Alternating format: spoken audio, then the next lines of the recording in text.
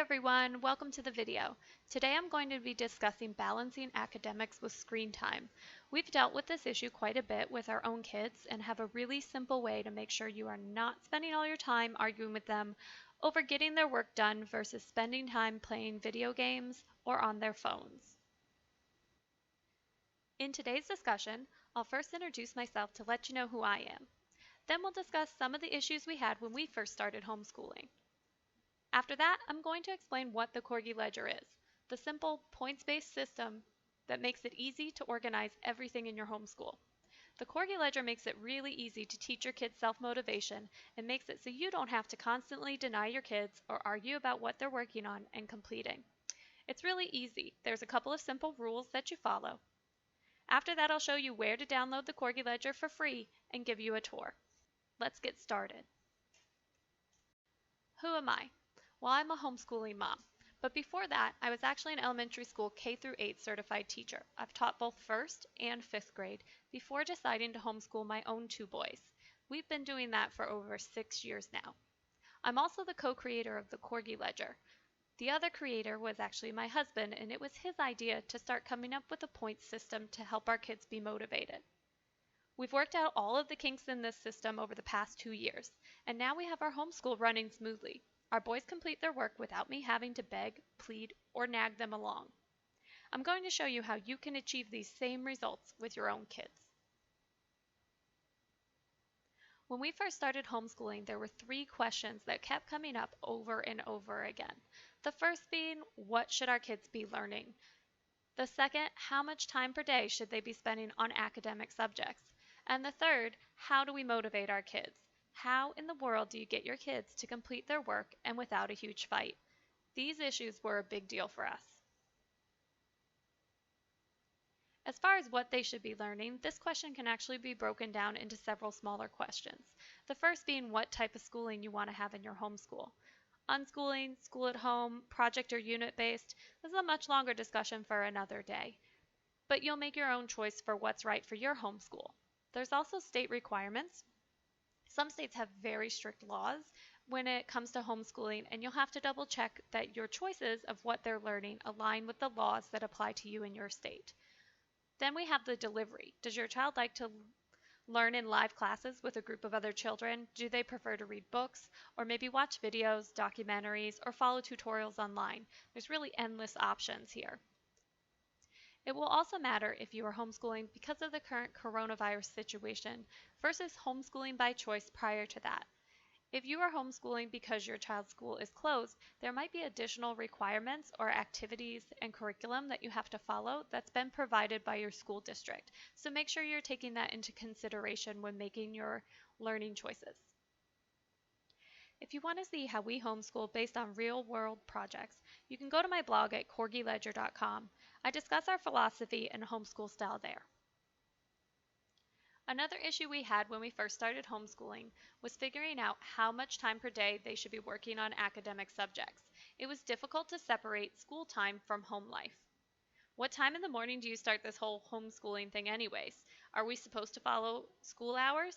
Is it wrong to do school in your pajamas or roll out of bed at noon? There was no one telling us when to start our day. It was also difficult to find a cutoff time at the end of the day. Have they done enough? If it's 3:30, should they be done or work through dinner time? Because you're home all day, it's kind of hard to separate work time from downtime. And the last issue, how to motivate kids.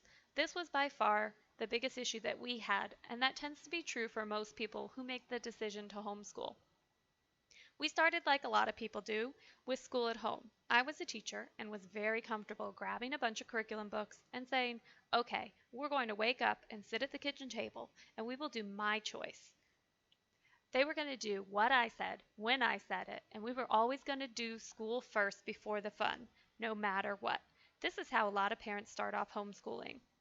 And then they quickly find that when they make this choice, their kids are going to make a very different choice. They'll choose not to work or to pretend to work, or they'll complain and drag it out until you are completely exasperated. They're really, really good at complete refusal. At that point, you're kind of in a tough spot because how can you force them to learn something when they are determined to prove to you that they don't have to? So after dealing with these issues, For a bit and a lot of trial and error, we came up with what is now known as the Corgi ledger. What's great about the Corgi ledger is that it handles all three of those issues that we just talked about. Using the Corgi ledger means it doesn't matter the order that the work's completed. It doesn't matter when the work's completed as long as due dates are met. And there's no one for your kids to argue with except themselves. You set up all the expectations ahead of time, and then it's on your child to meet those expectations. The Corgi ledger points system actually has logical, built-in consequences if they do not meet the requirements. So what is the Corgi ledger exactly? It's a points-based system in the form of a really simple spreadsheet. Our goal with our homeschool was to make our kids able to plan, schedule, and complete long-term projects. We wanted to allow them the freedom to explore skills and subjects of their choice and not in any predetermined order. We also wanted them to experience real-world consequences and develop self-motivation. And the main point was that we didn't want there to be any begging, pleading, or nagging required from us. So how does it work? It's really simple. First, the kids earn corgis, or points, for time they spend working on projects or completing units. The system tracks and totals everything automatically, and then the kids can trade in their corgis or points for screen time and other rewards that you choose. There's also a bonus spin that incentivizes earning a high number of points per day. By earning a high number of those points, for us, that's 120 or 6 hours of academic work. They earn at least 10%, but up to 100% free bonus points. If they've earned a bonus spin, they get to click the button. It's kind of like getting a lottery ticket. We added this as an incentive for them to do a high amount of work each day. So what do you, as the parent, get to control? Well, you get to control the activities that they earn corgis for. You set up the Corgi ledger to emphasize the activities you would like to see your kids doing more often. This is usually academics, but can also be things like playing outside, or with a sibling, or even walking the dogs. You can incentivize the activities you want to see them do more and more. You also get to control store hours. Open and shut the store on set hours so that your kids know what to expect. You should have a discussion with them so that the hours seem fair for everyone. It's also really important that you never suddenly close the store as a punishment. You can deal with behavior or attitude from your kids in a different way, but store hours have to be what you have all agreed to. You are also responsible for checking in. Check in throughout the day to make sure your child is working when they are claiming corgis. They will be earning points for rewards based on the time spent working. If they are doing math but just staring out the window, then they shouldn't be getting corgis for that, so glance over their shoulder every once in a while and make sure they are putting in effort. The due dates also reinforce or catch them if they haven't been working. If they don't have a task complete when the due date comes up, the store closes until it is complete. The last thing you get to control is the reward cost. You're allowed to alter how much rewards cost depending on how much work you want them to do per hour of screen time. Basically, you are coming up with a ratio of how many hours of work you want them to trade in for an hour or half hour of video games, YouTube, chatting on their phone, or whatever rewards you have chosen. This can be flexible. If you feel like they're getting too many rewards, up the cost. If they're getting too few, then lower the cost. This is something that we have open conversations with our kids about to make sure that everybody agrees the reward to corgi value feels fair. Okay, so what kind of control do you hand over to your kids? It's actually quite a bit. Depending on what style of homeschooling you are doing, this varies, but they get to decide which subject or project or unit or topic they want to work on. They also get to decide where to complete that work. It doesn't need to be at the kitchen table. And they also get to pick at what time to do each activity. They may choose to do their math first thing in the morning and then writing in the afternoon, because that works better for them. Take a step back and give them that control. Okay, so what are the Corgi ledger rules? It's really simple. Rule number 1. You can never confiscate corgis that your child has earned. Your boss does not have access to your bank account and cannot go in there and remove money because they did not like your performance in the presentation or your attitude last Tuesday. So don't do that to your kid. Rule number 2. If they don't have the corgis, they don't get the reward. You need to be strict with this. If the rule is video games are a reward and it's 90 corgis, if they don't have the corgis, do not give in and let them have it anyways, no matter how much they beg and plead. Just ignore it. Rule number 3. Give the system time to show your child natural consequences. They may choose to not complete anything at all the first couple of days because you are no longer begging or pleading or nagging them to complete it.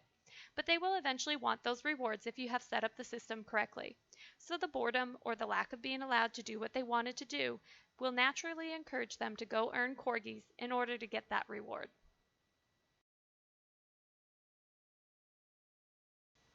Before we get to the actual Corgi Ledger document, you might have been asking yourself why you need to have a Google account or a Gmail email address. They're actually the same thing. The Corgi Ledger is a Google Sheets document, and we chose that file type because Gmail is a free email service. This means that anyone can create a Gmail account and then download the Corgi Ledger at no cost. A Google account also provides 15 gigs of free space in the form of a Google Drive, and this is where the Corgi Ledger will download to when you click Download Now from the corgiledger.com. So if you don't already have an account, go ahead and make one now before you continue. Okay, so how does all this exchanging time for units in the Corgi system work?